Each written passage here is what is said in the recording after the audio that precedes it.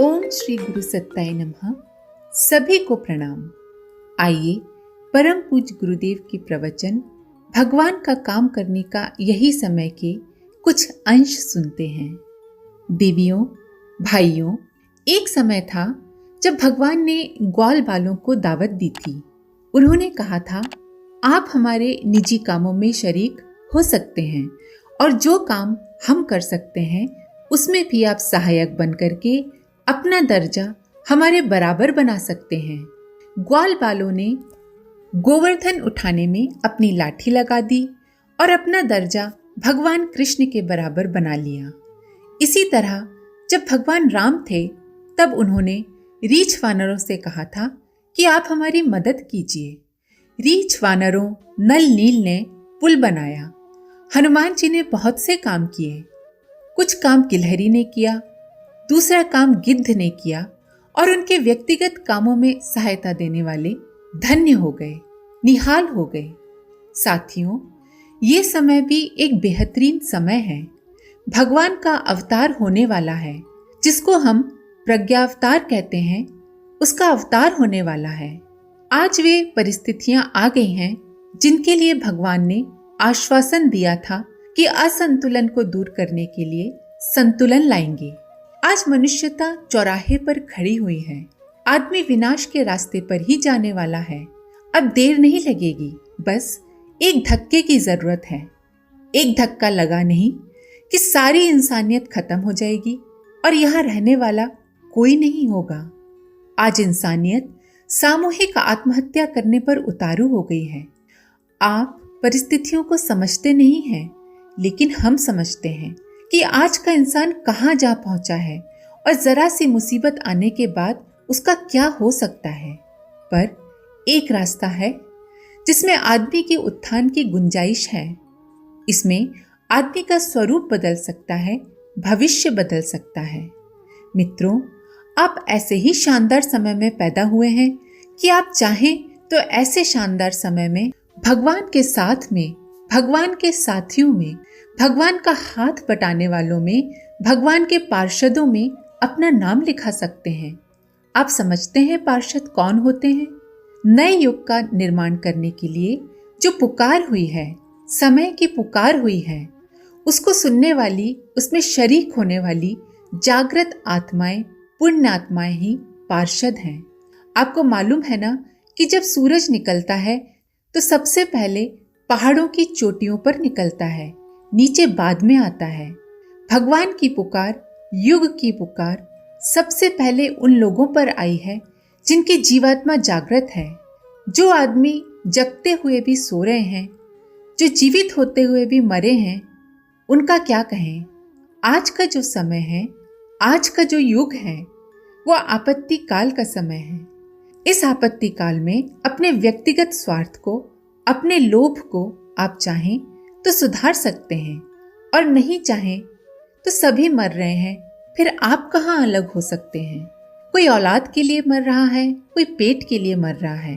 मक्खी मच्छरों से लेकर कीड़े मकोड़े तक पेट के लिए मर रहे हैं। इसमें इंसान भी शामिल है। आज हर इंसान के सामने बस दो ही मुख्य काम रह गए हैं, एक पेट भरना चाहिए और दूसरा औलाद पैदा होनी चाहिए। लोभ और मोह के अलावा कोई दूसरा मकसद है ही नहीं। आप कहते हैं हम तो भजन करते हैं। किस बात का भजन करते हैं आप? आपने अगर भजन किया होता तो आपके भीतर क्या कोई हेरफेर नहीं होती? भगवान के भक्त के जीवन में बड़ा फेरबदल होता है।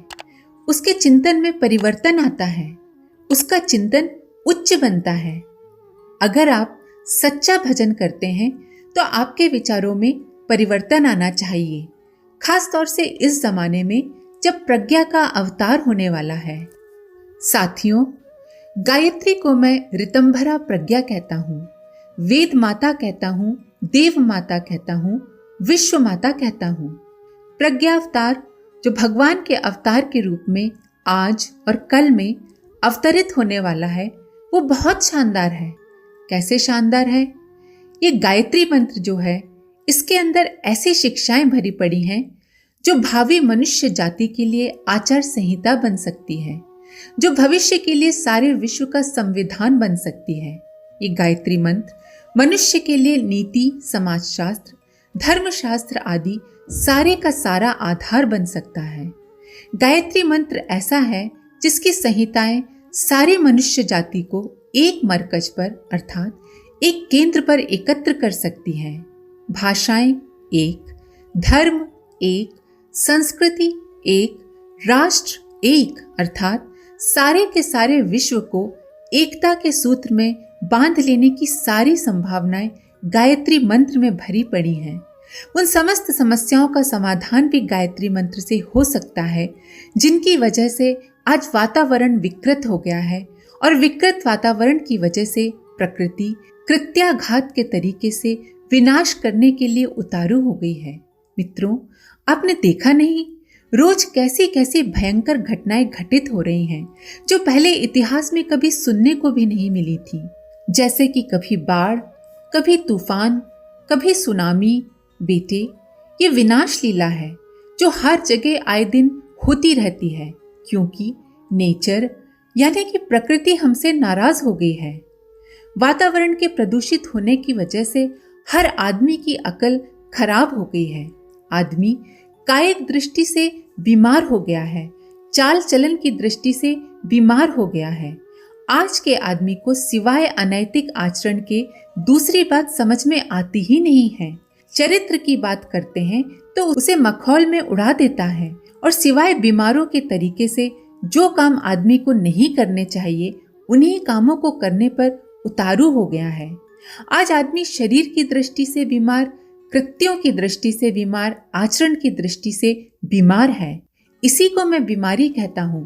बुखार को मैं बीमारी नहीं कहता, मैं तो उसे बीमारी कहता हूँ जिसमें आदमी विकृत आचरण करने पर उतारू हो जाता है।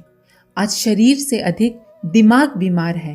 अचिंत्य चिंतन, जिसे सोचने की जरूरत नहीं है, जिस पर ध्यान देने की जरूरत नहीं है, जिसके ऊपर विचार करने की कतई जरूरत नहीं है, उसी में लोग उलझे हुए हैं। ये अचिंत्य चिंतन क्या है? ये दिमागी बीमारी है बेटे, दिमाग खराब होने की बीमारी है।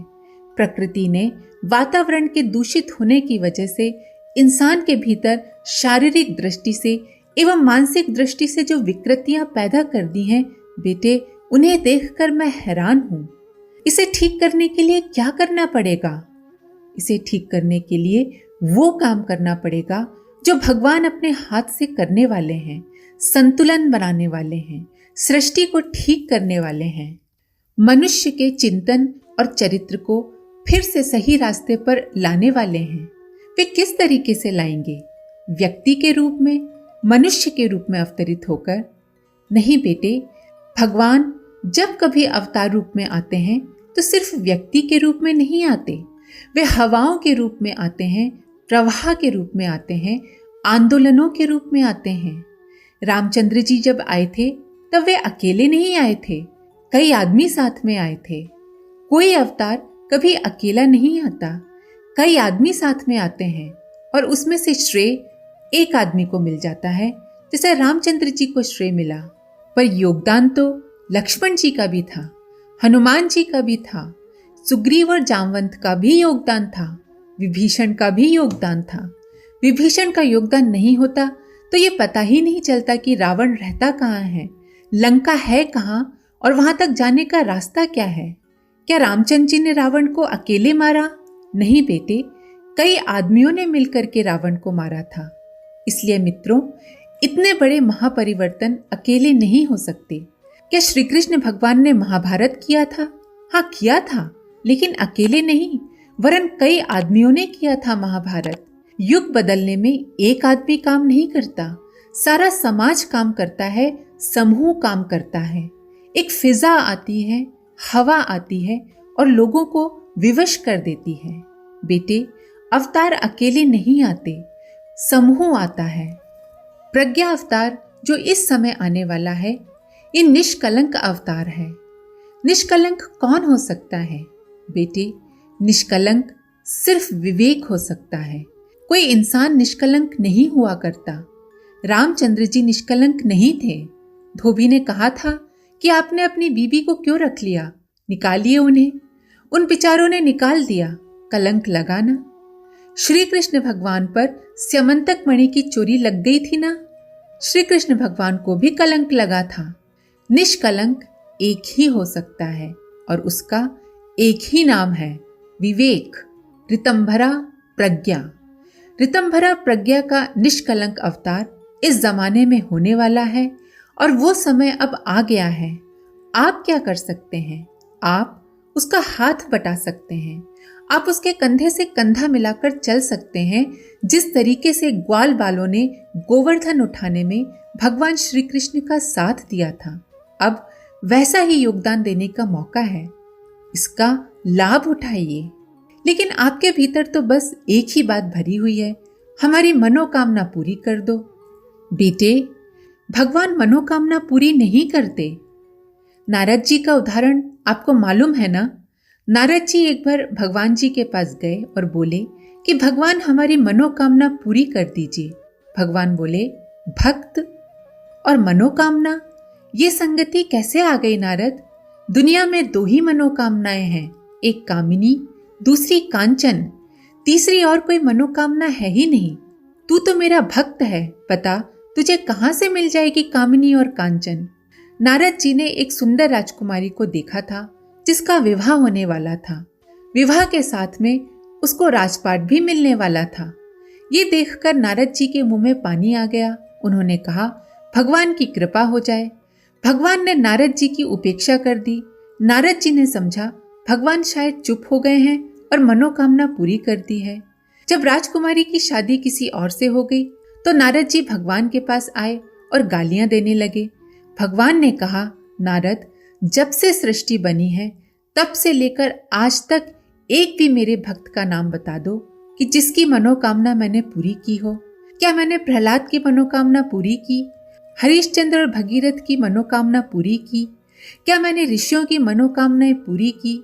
नहीं, मैंने तो हर एक को सताया है, जलाया है। मैंने अपने भक्तों को सोने की तरह तपाया है। फिर तू कहां से मनोकामना लेकर आ गया? बेटे, भगवान के यहाँ मनोकामना की कोई गुंजाइश नहीं है। इसलिए क्या गुंजाइश है?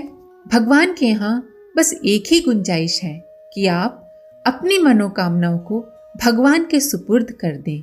हे प्रभु, जो आपकी इच्छा वही मेरी इच्छा। इसके पश्चात आप ईश्वर का प्रेम पाएंगे। भगवान का प्यार पाने से क्या हो सकता है? इससे आपको खाने की ताकत तो नहीं मिल सकती, लेकिन खिलाने की मिल सकती है। आप ध्यान रखना कि इससे आपको अपने व्यक्तिगत जीवन में लाभ उठाने की छूट नहीं मिल सकती, पर दूसरों को लाभ देने की मिल सकती है। अगर आपको ऐसा सिद्ध पुरुष बनना है तो मैं आपकी सहायता करने को तैयार हूँ। मेरे गुरु ने इसी शर्त पर मेरी सहायता की है कि आप खा नहीं सकते, खिला सकते हैं। बेटे, हमने गुरु का दिया हुआ खाया नहीं, जीवन भर दूसरों को खिलाया है। गुरु ने आपको क्या दिया है? हमको क्या दिया है, यही पूछना चाहते हैं ना आप? चलिए हम आपकी भाषा में बोलते हैं कि गुरु ने हमारा दिवाला निकाल दिया, पैसे की दृष्टि से खाली कर दिया, शरीर की दृष्टि से खाली कर दिया, अकल की दृष्टि से खाली कर दिया। हम क्या हैं? हम बांसुरी की तरह पोले हैं, छूछ हैं। शरीर को ढकने के लिए हमको कपड़े की जरूरत पड़ती है, इसीलिए कपड़े पहनने पड़ते हैं। समाज में रहते हैं तो नंगे उघारे नहीं रह सकते, लंगोटी लगाकर भी नहीं रह सकते और रोटी खाए बिना भी नहीं रह सकते। इसके लिए तो हम गुनाहगार हैं। इन दो गुनाहों के अतिरिक्त आप सही मानिए कि जो कुछ भी हमारे पास था हमारे गुरु ने सब छीन लिया, सांसारिक दृष्टि से सब छीन लिया। बेटे, हम निहंग हैं, पर उन्होंने हमें इतना आध्यात्मिक धन दिया कि हम धन्य हो गए। आप जो भगवान से मांगते हैं उसे आप मेहनत मशक्कत से पा सकते हैं, योग्यता से पा सकते हैं। भगवान बहुत कीमती चीज है बेटे, और जब कभी वो आपको देगा तो ऐसी शानदार चीज देगा जिससे आप अपनी आवश्यकताओं को पूरा करने के अलावा असंख्यों की आवश्यकताओं को पूरा करने में समर्थ हो सके। ये भी एक शान है, आनंद है। खाने का भी आनंद होगा ये तो मैं नहीं कह सकता, लेकिन निस्वार्थ भाव से खिलाने का अपना एक अलग ही आनंद है। पर आप तो बस मांगते ही रहते हैं, ये दे दीजिए, वो दे दीजिए। बेटे, ये भी कोई शान है? मांगने में भला क्या इज्जत है? बेटा, इज्जत इसमें नहीं है। इज्जत मांगने में नहीं, देने में है। आज के लिए इतना ही। परम पूज्य गुरुदेव के प्रवचन के अंश हम अगले वीडियो में सुनेंगे। आप सभी का बहुत बहुत धन्यवाद। हमारे YouTube चैनल को सब्सक्राइब करें और बेल आइकन को दबाकर ऑल पर क्लिक करें ताकि नोटिफिकेशंस आपको मिलती रहें।